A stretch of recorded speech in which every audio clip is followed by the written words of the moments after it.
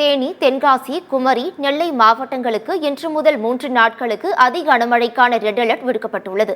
தமிழகத்தில் கோடை மழை பரவலாக பெய்து வருவதால் 100 டிகிரி பாரன்ஹீட்டுக்கு குறைவாகவே வெப்பநிலை பதிவாகி வருகிறது.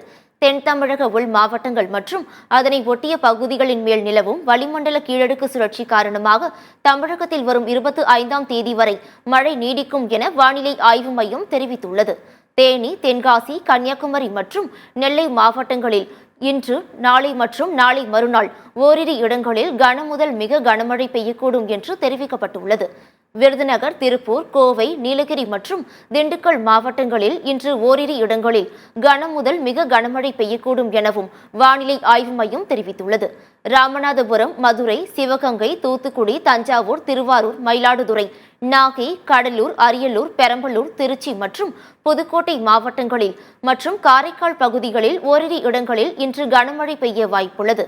விருதுநகர், திண்டுக்கல், திருப்பூர், கோவை மற்றும் நீலகிரி மாவட்டங்களில் நாளை ஓரிரு இடங்களில் கனமுதல் மிக கனமழையும் பெய்யக்கூடும் என மண்டல வானிலை ஆய்வு மையம் தெரிவித்துள்ளது.